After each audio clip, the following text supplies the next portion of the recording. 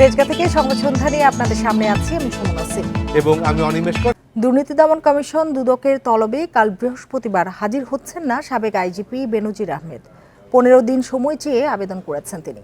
বুধবার বেনজিরের আইনজীবী এই আবেদন করেন। দুদক কমিশনার জহুরুল হক এই তথ্য নিশ্চিত করেছেন। এদিকে দুপুরে রাজধানীর মহাখালীতে এক অনুষ্ঠান শেষে স্বরাষ্ট্রমন্ত্রী বলেন, বেনজির সিঙ্গাপুরে আছেন বলে তিনি শুনেছেন। 4 মে সপরিবারে দেশ ছাড়েন সাবেক আইজিপি বেনজির আহমেদ। এরপর দেশে ফেরার আর কোনো তথ্য পায়নি দুদক গোয়েন্দারা। এই অবস্থায় দুদকের নির্ধারিত তারিখের একদিন আগেই সময়ের আবেদন করে চিঠি দিয়েছেন বেনজিরের আইনজীবী। কঠোর গোপনীয়তার মধ্যে এই চিঠি দুদকে পাঠানো হয়। সেটা আবেদন দিয়ে গেছে এবং সেটা অনুসন্ধান কর্তা পর্যালোচনা করবে, দেখবে, যথেষ্ট গ্রাউন্ড থাকলে সে অ্যালাউ করবে, গ্রাউন্ড না থাকলে অ্যালাউ করবে না। বেনজির পরিবার কিভাবে দেশ ত্যাগ করল, সাংবাদিকদের এমন প্রশ্নের জবাবে স্বরাষ্ট্রমন্ত্রী জানান, দেশ থেকে কোনো নিষেধাজ্ঞা ছিল না, তবে তিনি শুনেছেন বেনজির বর্তমানে সিঙ্গাপুরে আছেন। আমি শুনছি আপনাদের মতন তিনি সিঙ্গাপুর গিয়েছিলেন, আমি একটু জানি। সে হয়তো ফিরে আসবেন, সে এসে নিশ্চয়ই যে সমস্ত অপবাদ তার নামে আসছে কিংবা তার নামে যে সমস্ত আসছে এগুলো ফেস করবেন তিনি, আমরা এটাই মনে করি। বেনজির আহমেদকে 6 জুন জিজ্ঞাসাবাদের জন্য তলব করেছিল দুদক। এছাড়া 9 জুন তার স্ত্রী ও মেয়েকে তলব করে সংস্থাটি। রিশাদ হুদা, ইন্ডিপেন্ডেন্ট নিউজ, ঢাকা। এ নিয়ে আরো জানাতে বার্তা কক্ষ থেকে আমাদের সাথে যোগ দিয়েছেন সহকর্মী রিশাদ হুদা। রিশাদ হুদা, আসলে বেনজির কোথায় আছেন, দেশে আছেন নাকি বিদেশে আছেন? আর কাল যদি তিনি দুদকে হাজির না হন তাহলে কি হবে, বা 15 দিন পরও তিনি যদি হাজির না হন তাহলে কি হবে? আপনারা যেরকম শুনছিলাম যে স্বরাষ্ট্রমন্ত্রী বলছেন যে তিনি তথ্য পেয়েছেন বা তিনি শুনেছেন যে বেনজির আহমেদ ও তার পরিবার বর্তমানে সিঙ্গাপুরে অবস্থান করছেন। আমরাও যেরকম তথ্য পেয়েছি হযরত শাহজালাল আন্তর্জাতিক বিমানবন্দর সূত্রে আমরা যতদূর খবর পেয়েছি যে তিনি 4 তারিখ সিঙ্গাপুর এয়ারলাইন্সের একটি বিমানে তিনি দেশ ত্যাগ করেছেন। এর পরে কিন্তু কোনো পোর্ট দিয়ে তিনি দেশে প্রবেশ করেছেন এই ধরনের কোনো তথ্য আমরা জানতে পারিনি। দুদকের সূত্র, দুদকের গোয়েন্দারাও কিন্তু সেরকম কোনো তথ্য পাননি যে তিনি পরবর্তীতে দেশে প্রবেশ করেছেন। তবে 4 তারিখ যে তিনি দেশ ছেড়েছেন এই বিষয়টি নিশ্চিতভাবে বলা যায়। তো আরেকটি বিষয় যেটি হচ্ছে যে তিনি কিন্তু সময়ের আবেদন করেছেন এবং এই বিষয়টি করেছেন খুবই গোপনে। তার যে আইনজীবী আছেন, তার যে প্রধান আইনজীবী, তার সাথে আমরা কথা বলেছিলাম, শাহ মোয়াজ্জেম, তিনি কিন্তু আসলে যে তার যে চিঠির সেই বিষয়টা কিন্তু আমাদের কাছে স্বীকার করেনি, বা দুদকের কেউ কিন্তু আমাদের কাছে খুব সহজে বিষয়টি স্বীকার করেনি। তবে দুদকের তদন্ত বিভাগের যে প্রধান জহুরুল হক, তিনি আমাদের কাছে বিষয়টি অস্পষ্টভাবে বলেছেন এবং পরবর্তীতে আমরা দুদক সূত্র থেকেও কিন্তু বিষয়টি নিশ্চিত হয়েছি যে তার কাছে চিঠি, তার যে আবেদনের চিঠি সেটি দুদকে এসেছে। তো এখন প্রশ্ন হচ্ছে যে দুদক এখন পর্যন্ত তাকে কিন্তু এই চিঠির বিপরীতে কোনো অনুমোদন দেয়নি, অর্থাৎ সময়ের আবেদন যেটি করা হয়েছে সেটি মঞ্জুর হয়েছে কিনা এটা কিন্তু এখন পর্যন্ত জানা যাচ্ছে না। এটা আগামীকাল জানা যাবে যে আসলে সময় মঞ্জুর হয়েছে কিনা। 7 থেকে 15 দিন পর্যন্ত তাদেরকে সময় দেওয়া যেতে পারে। তবে একটি কথা বলে রাখি যে 15 দিন পরেও যদি তারা না আসে, অর্থাৎ ধরেন 15 দিন বা 7 দিন সময় দেওয়া হলো, যে কোনো একটা সময় দেওয়া হলো, সেই সময়ের মধ্যে যদি তারা না আসে তবে কিন্তু দুদক তার বিরুদ্ধে কোনো আইনানুগ ব্যবস্থা আসলে গ্রহণ করতে পারবে না। তবে দুদক যেটা ধরে নিবে যে তাদের এই বিষয়ে, তাদের বিরুদ্ধে যে দুর্নীতির অভিযোগ, এই বিষয়ে তাদের কোনো বক্তব্য নেই। এই বিষয়টিগুলো কিন্তু আদালতে তারা উপস্থাপন করতে পারবে যে তারা যে মামলা যদি পরবর্তীতে করে বা আইনানুগ ব্যবস্থা যদি পরবর্তী প্রক্রিয়াগুলো শুরু হবে। রিশাদ হুদা, আপনাকে অনেক ধন্যবাদ আমাদের সাথে যোগ দেওয়ার জন্য। যাদের কারণে শ্রমিকরা মালয়েশিয়ায় যেতে পারেননি তাদের অবশ্যই শাস্তির আওতায় আনা হবে বলে জানিয়েছেন প্রধানমন্ত্রী শেখ হাসিনা। বিকেলে দ্বাদশ সংসদের 3য় অধিবেশনে বিরোধী দলীয় চিফ হুইপ মুজিবুল হক চুন্নুর এক প্রশ্নের জবাবে প্রধানমন্ত্রী এই কথা বলেন। এ সময় প্রধানমন্ত্রী আরও বলেন, মালয়েশিয়াগামী কর্মীরা দালালের খপ্পরে পড়ে সবকিছু খোয়ান, তবে তারা যাতে দেশটিতে যেতে পারেন সেজন্য বিশেষ বিমানের ব্যবস্থা করার পরও কিছু সংখ্যক কর্মী বাদ পড়েছেন। বিষয়টি খতিয়ে দেখা হবে, দোষীদের অবশ্যই শাস্তির আওতায় আনা হবে। আরেক প্রশ্নের জবাবে প্রধানমন্ত্রী জানান, নির্ধারিত সময়ে প্রকল্প বাস্তবায়ন না হওয়ায় ব্যয় বৃদ্ধি পায়, জনগণ সুবিধা থেকে বঞ্চিত হয়, তাই দ্রুত কাজ শেষ করতে হবে। কিছু লোক সব সময় ওই দালালের খপ্পরে পড়ে এবং দালালদের ধরে যেতে চায় এবং এই যেতে যেয়ে কিন্তু তারা সমস্যা পড়ে যায় এবং সমস্যা তৈরি হয়।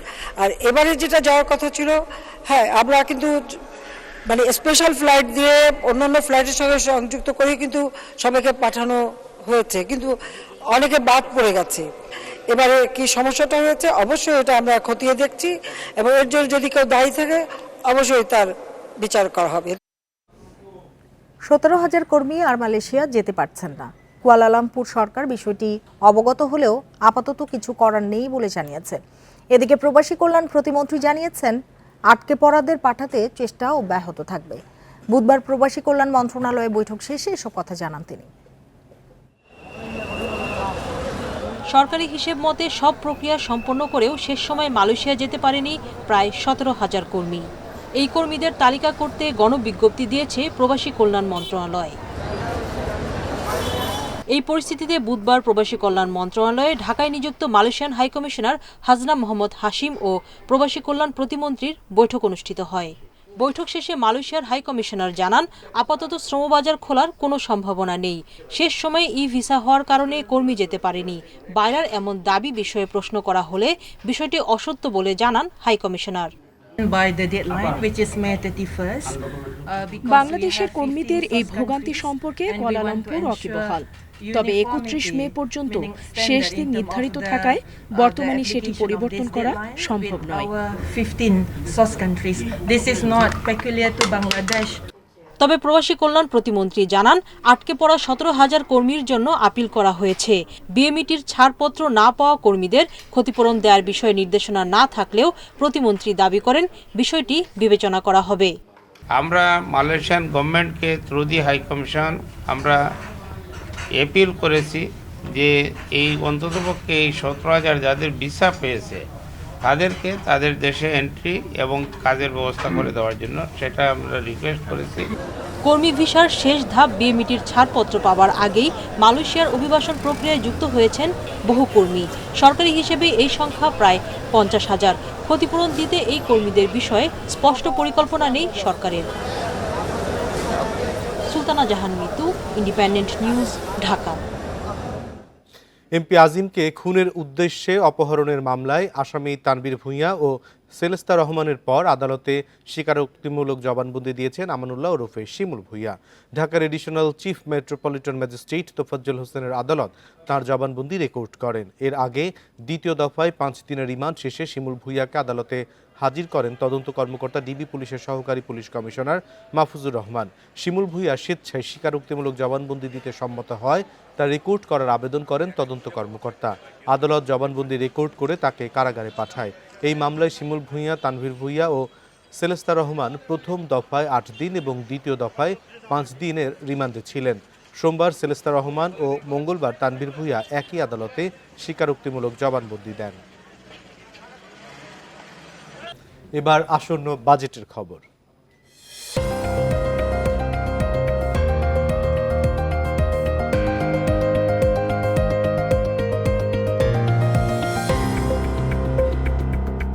কাল জাতীয় সংসদে 2024-2025 অর্থ বছরের বাজেট পেশ করবেন অর্থমন্ত্রী আবুল হাসান মাহমুদ আলী।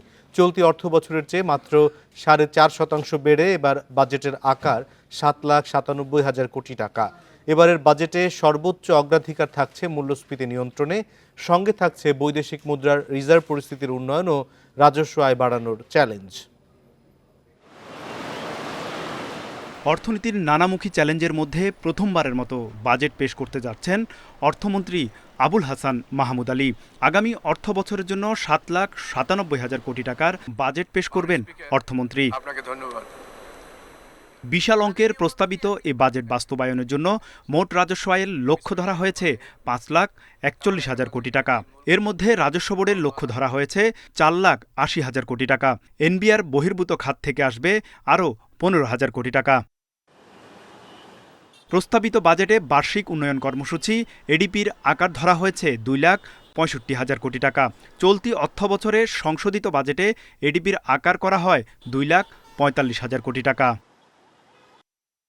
আগামী অর্থবছরে ভর্তুকি ব্যয় ধরা হয়েছে 83,500 কোটি টাকা। চলতি অর্থবছরে ভর্তুকি ও প্রণোদনা খাতে বরাদ্দ ছিল 1,10,672 কোটি টাকা। চলতি অর্থবছরে জিডিপি প্রবৃদ্ধির লক্ষ্যমাত্রা 7% বেশি ছিল, কিন্তু আগামী অর্থবছরে ধরা হয়েছে 6.75%।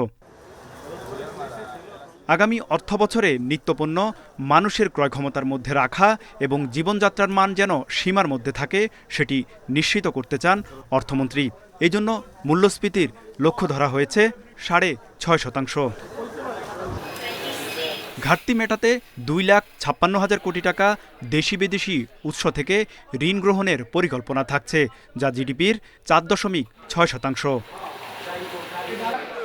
আগামী অর্থবছরে সর্বোচ্চ ব্যয় হবে সুদ পরিশোধে 1,29,000 কোটি টাকা, ভর্তুকি 1,12,000 কোটি টাকা এবং সরকারি কর্মকর্তাদের বেতন ও পেনশন 1 লাখ কোটি টাকা। তৌহিদ রানা, ইন্ডিপেন্ডেন্ট নিউজ, ঢাকা। এবার বাজেটের বিস্তারিত জানাতে বার্তাকক্ষ থেকে আমাদের সঙ্গে যোগ দিচ্ছেন সহকর্মী হরিশ সাহা। হরিশ সাহা, বাজেটের বিস্তারিত জানতে চাই, সবার আগ্রহের বিষয় থাকবে, আগামীকাল চোখও থাকবে সেদিকে, আমরা তার কিছুটা আজকেই জানতে চাই। কিছু খবরাখবর আমাদের কাছে এসেছে, সেটা আমরা দর্শকদেরকে জানিয়ে দিতে চাচ্ছি। ধন্যবাদ অনিমেষ। দর্শক, আগামীকাল কিন্তু আগামী অর্থ বছর যেটা জুলাইয়ের 1 তারিখে শুরু হতে যাচ্ছে, সেই 2024-25 অর্থ বছরের জন্য প্রস্তাবিত বাজেট কিন্তু ঘোষণা করতে যাচ্ছেন অর্থমন্ত্রী আবুল হাসান মাহমুদ আলী। অন্যান্য বারের তুলনায় কিন্তু এবার খুব বেশি প্রবৃদ্ধি হচ্ছে না বাজেটের আকারে। আমরা যেটা জানতে পেরেছি 4.5% মতো প্রবৃদ্ধি নিয়ে বাজেটের আকার হচ্ছে 7,97,000 কোটি টাকা, যেটা চলতি অর্থ বছরে আছে 7,61,785 কোটি টাকা। বাজেটের মূল বিষয়গুলো যদি আমি তুলে ধরতে চাই, বাজেটের শিরোনাম নির্ধারণ করা হয়েছে হচ্ছে সুখী, সমৃদ্ধ, উন্নত এবং স্মার্ট বাংলাদেশ বিনির্মাণে অঙ্গীকার, এটাকে মূল প্রতিপাদ্য হিসেবে ধরা হচ্ছে। এবারে রাজস্ব লক্ষ্যমাত্রা ধরা হচ্ছে 5,41,000 কোটি টাকা, যার মধ্যে এনবিআরকে রাজস্ব সংগ্রহ করতে হবে 4,40,000 কোটি টাকা এবং এনবিআর বহির্ভূত কর 15,000 কোটি টাকা। বাজেটে মূল্যস্ফীতির লক্ষ্যমাত্রা কিন্তু কমানো হয়েছে। মূল্যস্ফীতি 6.5% নামাতে চায় সরকার, যেটা এখন প্রায় 10%-এর মতো রয়েছে। মূল্যস্ফীতি যেহেতু কমাতে চায়, সেজন্য জিডিপি প্রবৃদ্ধির লক্ষ্যমাত্রাও কমিয়ে ধরা হয়েছে 6.75%। বাজেটের ঘাটতি থাকবে, যে বাজেটে যে পরিমাণ আয়ের সংস্থান রয়েছে সেখান থেকে যে ব্যয় বেশি, সেই কারণে ঘাটতি থাকবে 2,56,000 কোটি টাকা।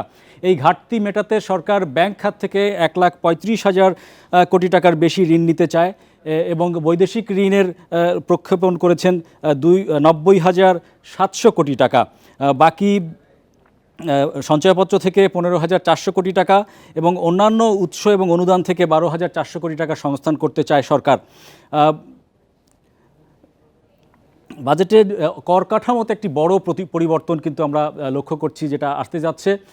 সেখানে দেখা যাচ্ছে যে ব্যক্তি শ্রেণীর করের কিন্তু সর্বোচ্চ হার 30% নেওয়া হচ্ছে, যেটা এখন রয়েছে 25%। পুঁজিবাজারে গেইন ট্যাক্স অর্থাৎ মূলধন যে আয়, লেনদেনের মাধ্যমে যদি 50 লাখ টাকার বেশি আয় হয়, সেখানে 15% গেইন ট্যাক্স আরোপের প্রস্তাব হতে পারে। কর দিয়ে কালো টাকা সাদা করার সুযোগ থাকছে। আইটি খাতের 19টি উপখাত চিহ্নিত করে সেখানে কর অব্যাহতি আগামী 3 বছর পর্যন্ত বাড়ানো হচ্ছে। কর কাঠামোতে আরও বেশ কিছু পরিবর্তনের মধ্যে যেটা রয়েছে, নিত্যপণ্য সরবরাহে কিন্তু উৎসে কর অর্ধেক করা হচ্ছে। যেটা বলছিলাম যে মূল্যস্ফীতি কমানোর একটি লক্ষ্য সরকারের রয়েছে, সেই নিত্যপণ্যের সরবরাহ কর কমিয়ে সেটাকে বাস্তবায়নের চেষ্টা করবে সরকার। ফুল এবং ফল আমদানিকে নিরুৎসাহিত করতে কর বাড়ছে, সেটা হচ্ছে 10%, 5% থেকে বেড়ে। মোবাইলে কথা বলা এবং ইন্টারনেটের সম্পূরক শুল্ক বাড়ছে। পর্যটন এবং বিনোদন খাতেও কিন্তু সেবায় ভ্যাট বসছে এবং বাড়ছে। এর পাশাপাশি মূল্য বৃদ্ধি কমার ক্ষেত্রে যদি আমরা দেখি কী কী পণ্যর দাম বাড়তে পারে, বাড়ার ক্ষেত্রে রয়েছে সব ধরনের ফ্রিজ, এসির কিন্তু দাম বাড়বে। সিগারেট এবং তামাক পণ্যের দাম বাড়তে পারে। কাজু বাদাম, generator, motorcycle, water filter, LED বাল্বের মতো পণ্যের দাম এবার বাড়তে যাচ্ছে। অন্যদিকে দাম কমার ক্ষেত্রে যেসব পণ্যের দাম কমতে পারে তার মধ্যে রয়েছে ডায়ালাইসিসের ফিল্টার, সার্কিটের দাম কমতে পারে, ডেঙ্গু পরীক্ষার কিটের দাম কমছে, গুঁড়ো দুধ, চকলেট, ল্যাপটপের দাম কমছে। এছাড়া এয়ারক্রাফটের ইঞ্জিন এবং প্রোপেলারের দাম কমতে পারে বলে আমরা জানতে পেরেছি।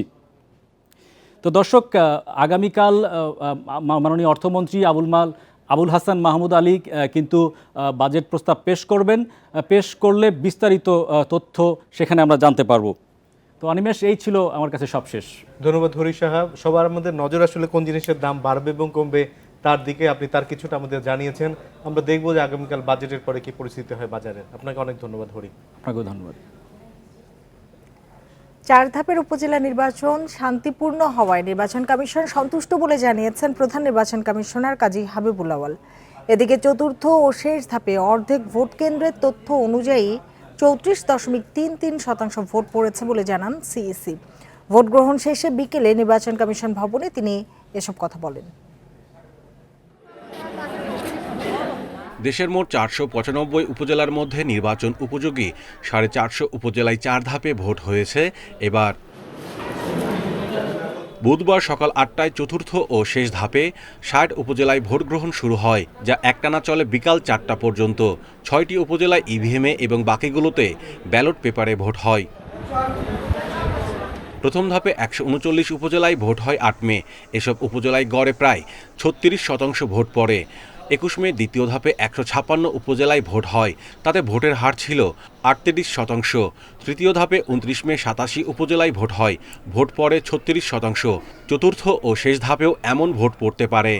এ পর্যন্ত আমরা 5144টি কেন্দ্রের মধ্যে 2089টি কেন্দ্রের যে রেজাল্ট পেয়েছি ওগুলোকে গড় করে দেখা যাচ্ছে টার্ন আউট মানে ভোটার উপস্থিতির সংখ্যা হচ্ছে 34.33 অ্যাকিউরেট।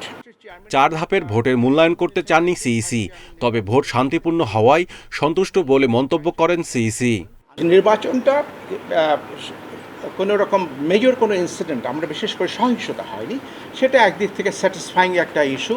কিন্তু এগুলো বিচার বিশ্লেষণ, এগুলো পলিটিক্যাল বিচার বিশ্লেষণটা আমরা এখন করতে পারবো না। এগুলো অনেক কিছু আছে যারা বিচার বিশ্লেষণ করবেন, তখন ওদের কাছ থেকে যদি আমরা তথ্যপাত্র পাই তাহলে আমরা সেটা নিজেরা দেখতে পারবো। ঘূর্ণিঝড়ের কারণে স্থগিত থাকা 20 উপজেলায় ভোট হবে আগামী 9 জুন। নির্বাচিত হয়েছেন একজন vice chairman. Mahmudul Hasan, independent news, Dhaka. প্রথম ও দ্বিতীয় শ্রেণীর সরকারি চাকরিতে 30% মুক্তিযোদ্ধা কোটা আবার বহাল হলো। 2018 সালে এই কোটা বাতিল করা হয়। বুধবার হাইকোর্ট সেই পরিপত্র অবৈধ ঘোষণা করেছে। বিচারপতি KM কামরুল কাদের ও বিচারপতি খিজির হায়াতের বেঞ্চ এ রায় দেন। তবে এ রায়ের বিরুদ্ধে আপিল করবে রাষ্ট্রপক্ষ। রায়ে 2018 সালে 4 অক্টোবর 9 থেকে 13 গ্রেড পর্যন্ত সকল কোটা বাতিল করে যে প্রজ্ঞাপন জারি করেছিল সরকার, সেই প্রজ্ঞাপন অবৈধ ঘোষণা করা হয়। এর ফলে সরকারি নিয়োগের প্রথম ও দ্বিতীয় শ্রেণীতে কেবল মেধার ভিত্তিতে 9 মুক্তিযোদ্ধা 30% কোটা থেকে আগের মতো নিয়োগ হবে। এছাড়া তৃতীয় ও চতুর্থ শ্রেণীর নিয়োগে আগের মতো মুক্তিযোদ্ধা, নারী, জেলা ও প্রতিবন্ধী কোটা সহ 56% কোটা পদ্ধতি অব্যাহত থাকবে। আজকে মাননীয় সুপ্রিম কোর্ট হাইকোর্ট বিভাগ থেকে রায় দেওয়া হয়। রায়ে বলা হয় যে কোটা পদ্ধতি আগের মতোই বহাল থাকবে এবং বর্তমান যে কোটা বাতিল করা হয়েছিল সেটাকে সেই প্রজ্ঞাপনটা বাতিল থাকবে, অর্থাৎ আগের মতোই কোটা চালু থাকবে, 30% মুক্তিযোদ্ধা কোটা। এইচএসসি ও সমমানের পরীক্ষায় প্রশ্ন ফাঁস ঠেকাতে আগামী 29শে জুন থেকে 11ই আগস্ট পর্যন্ত সব ধরনের কোচিং বন্ধ থাকবে বলে জানিয়েছেন শিক্ষামন্ত্রী মহিবুল হাসান চৌধুরী। দুপুরে সচিবালয়ে এইচএসসি পরীক্ষা নিয়ে আইনশৃঙ্খলা কমিটির সভা শেষে তিনি একথা জানান।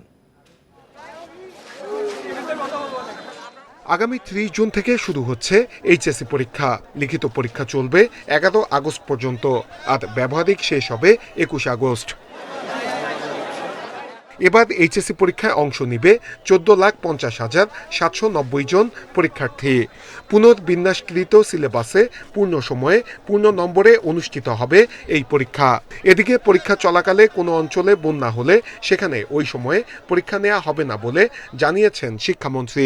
পরীক্ষার্থীরা সেখানে যাতায়াত করতে হবে, তাদেরকে সেই যাতায়াতের বিষয়টাকে মাথায় রেখেই ইতিমধ্যে আমরা প্রস্তুতি সম্পন্ন করেছি যে যেই অঞ্চলগুলোতে এই বন্যা আরও ব্যাপকভাবে ছড়িয়ে পড়ার সম্ভাবনা আছে সেখানে পরীক্ষা নেওয়া হবে না প্রাথমিকভাবে, এবং সেটা পরবর্তীতে সেই পরীক্ষাগুলো আবারও নেওয়ার জন্য আমাদের যথাযথ প্রস্তুতি আছে। শিক্ষামন্ত্রী জানান পরীক্ষা শুরু 30 মিনিট আগে কেন্দ্রে প্রবেশ করতে হবে। এরপরে কেউ প্রবেশ করলে তার নাম, রোল নম্বর লিপিবদ্ধ করে রাখা হবে। সেই সঙ্গে পরীক্ষা চলাকালীন সময়ে সব ধরনের কোচিং সেন্টার বন্ধ থাকবে বলেও জানান মন্ত্রী।